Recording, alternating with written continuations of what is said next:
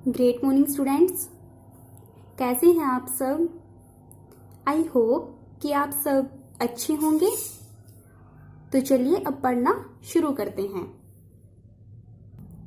आज हम कक्षा 5 से हिंदी व्याकरण का अध्याय 3 शब्द और वाक्य रचना इस पाठ के अभ्यास के प्रश्न उत्तर करना शुरू करेंगे। तो चलिए पढ़ना शुरू करते हैं। सबसे पहला प्रश्न है हमारा, दिए गए वाक्यों के सही प्रकार पर सही का चिन्ह लगाओ। हमें यहाँ पर कुछ प्रश्न दिए गए हैं। उन प्रश्नों में से एक प्रश्न के कई विकल्प हैं। उन विकल्पों में से जो भी विकल्प सही है, हमें उस विकल्प के सामने सही का चिन्ह लगाना है। तो पहला कै भाग है हमारा, बहुत खेल चुके अब खेलना बंद करो। तो यहाँ पर इस वाक्य को पढ़ने से हमें जिस वाक्य का आभास होता है, हमें उस वाक्य के सामने सही का चिन्ह लगाना है। तो पहला विकल्प है हमारा कि क्या ये वाक्य प्रश्नवाचक है। तो प्रश्नवाचक वाक्य क्या होते हैं, जिस वाक्य में प्रश्न पूछे जाने का बोध हो, उन्हें कौन से वाक्य कहते हैं, प्रश्नवाचक वाक्य। लेकिन इस वाक्य में हमें ऐसा कोई भी आभास नहीं हो रहा कि जहां पर हमें कोई प्रश्न पूछा गया हो।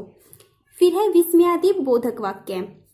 विस्मयादि बोधक वाक्य वो वाक्य होते हैं जिस वाक्य में हर्ष, शोक, घृणा भाव इन सब का आभास हो।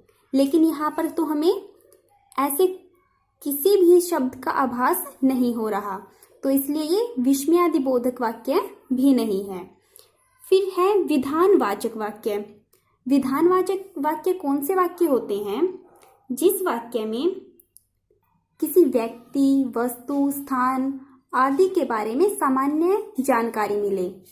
तो यहाँ पर हमारा विधानवाचक वाक्य भी नहीं है। फिर है आज्ञावाचक वाक्य। आज्ञावाचक वाक्य कौन से वाक्य होते हैं, जिस वाक्य में आज्ञा, आदेश, प्रार्थना इन सब के भावों का आभास हो। वो कौन से वाक्य होते हैं, आज्ञावाचक वाक्य। तो यहाँ पर हमें कुछ ऐसे ही वाक्य का आभास हो रहा है कि तुम बहुत खेल चुके, अब खेलना बंद करो। तो यहाँ पर कौन सा वाक्य है, आज्ञावाचक वाक्य। तो जो हमारा 4th नंबर पर जो विकल्प है, हम उसके सामने सही का चिन्ह लगाएंगे, क्योंकि जो वाक्य है वो आज्ञावाचक वाक्य है।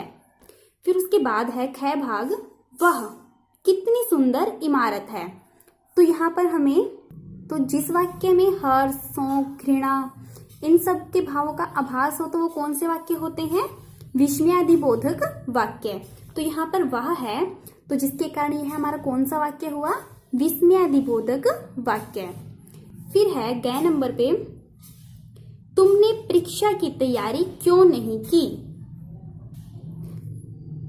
तो जिस वाक्य में क्यों और बाद में प्रश्नवाचक वाक्य है, तो वो है कौन सा वाक्य होता है, प्रश्नवाचक वाक्य। क्योंकि जिस वाक्य में प्रश्न पूछे जाने का आभास हो, वो कौन सा वाक्य होता है, प्रश्नवाचक वाक्य। तो यहाँ पर हमारा जो दूसरे नंबर पर जो प्रश्नवाचक वाक्य है, हम उसके सामने सही का चिन्ह लगा देंगे। फिर है हमारा घ भाग, मेरे पिताजी अध्यापक हैं।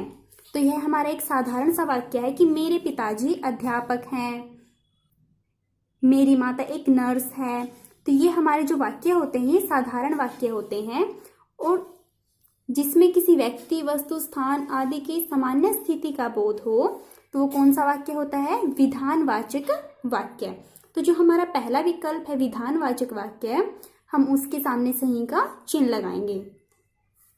फिर अड़य भाग है हमारा, रवि अभी तक बाजार से नहीं लौटा। तो जिस वाक्य में नहीं अर्थात नकारात्मकता का भाव उत्पन्न हो, तो वो कौन सा वाक्य होता है, निषेधवाचक वाक्य। तो तीसरे नंबर पर जो हमारा निषेधवाचक वाक्य है, हम उसके सामने सही का चिन्ह लगा देंगे। फिर है हमारा अगला प्रश्न, दिए गए प्रश्नों के उत्तर दो। हमें यहाँ पर कुछ प्रश्न दिए गए हैं और उन प्रश्नों के हमें उत्तर देने हैं। तो ये प्रश्न हम अपनी नोटबुक से रीड करेंगे। पहला प्रश्न है हमारा कि शब्द के कितने भेद होते हैं, उनके नाम लिखो। शब्द के कितने भेद होते हैं? शब्द के 4 भेद होते हैं। कौन से कौन से? उत्पत्ति के आधार पर, फिर है प्रयोग के आधार पर, फिर है रचना के आधार पर, और फिर क्या है? अर्थ के आधार पर। तो शब्द के कितने भेद होते हैं? 4। कौन से? उत्पत्ति के आधार पर, प्रयोग के आधार पर, तीसरा है रचना के आधार पर, और फिर 4th नंबर पे क्या है? अर्थ के आधार पर। फिर प्रश्न नंबर 2 है हमारा कि उत्पत्ति के आधार पर शब्द कितने प्रकार के होते हैं। तो उत्पत्ति के आधार पर शब्द कितने प्रकार के होते हैं? उत्पत्ति के आधार पर शब्द 4 प्रकार के होते हैं। कौन से? तत्सम, तद्भव, देशज और फिर है विदेशज। तो उत्पत्ति के आधार पर हमारे शब्द कितने प्रकार के होते हैं? 4 प्रकार के। कौन से? तत्सम, तद्भव, देशज और फिर क्या है? विदेशज। फिर है हमारा अगला प्रश्न नंबर 3 कि तत्सम और तद्भव शब्द में अंतर स्पष्ट करो। कि तत्सम और जो तद्भव शब्द हैं उन दोनों में क्या अंतर है। तो संस्कृत भाषा की वो शब्द जिनका प्रयोग हिंदी भाषा में ज्यों का त्यों किया जाता है। ज्यों का त्यों का क्या मतलब है? कि जो शब्द संस्कृत भाषा में थे जो पहले, वो अब हिंदी भाषा में वैसे के वैसे ही प्रयोग किए जाते हैं, बिना किसी फेरबदल के साथ। तो वो कौन से शब्द कहलाते हैं? तत्सम शब्द। और फिर क्या है? तद्भव। तद्भव शब्द कौन से शब्द होते हैं? कि जो शब्द पहले संस्कृत भाषा में थे, लेकिन अब उन शब्दों का कुछ थोड़े से फेरबदल के साथ, कुछ बदलाव के साथ हिंदी भाषा में उन्हीं शब्दों का प्रयोग किया जाता है। तो वो कौन से शब्द कहलाते हैं? तद्भव शब्द कहलाते हैं। एक बार फिर से पढ़ते हैं हम इसको कि तत्सम शब्द कौन से शब्द होते हैं? वो शब्द संस्कृत भाषा के वो शब्द जो ज्यों के त्यों अर्थात ऐसे ही हिंदी भाषा में प्रयोग किए जाते हैं, वो कौन से शब्द कहलाते हैं? तत्सम शब्द। फिर है तद्भव कि वो शब्द संस्कृत भाषा के वो शब्द जो कुछ बदलाव के साथ हिंदी भाषा में प्रयोग किए जा रहे हैं, उन्हें तद्भव शब्द कहते हैं। फिर है हमारा अगला प्रश्न, वाक्य किसे कहते हैं? तो किसे कहते हैं वाक्य? शब्दों के व्यवस्थित समूह को वाक्य कहते हैं। फिर अगला हमारा प्रश्न नंबर 5, अर्थ के आधार पर वाक्य के कितने भेद होते हैं, उनके नाम लिखो। तो अर्थ के आधार पर वाक्य के कितने भेद होते हैं, हमें उनके नाम भी लिखने हैं। तो अर्थ के आधार पर वाक्य के 8 भेद होते हैं। कितने भेद होते हैं अर्थ के आधार पर वाक्य के? 8। कौन से? विधानवाचक, फिर है निषेधवाचक, प्रश्नवाचक, संकेतवाचक वाक्य, संदेहवाचक वाक्य, फिर है इच्छावाचक वाक्य, आज्ञावाचक वाक्य, और फिर सबसे लास्ट में क्या है? विस्मयादिबोधक वाक्य। तो अर्थ के आधार पर वाक्य के कितने भेद हैं? 8। कौन से?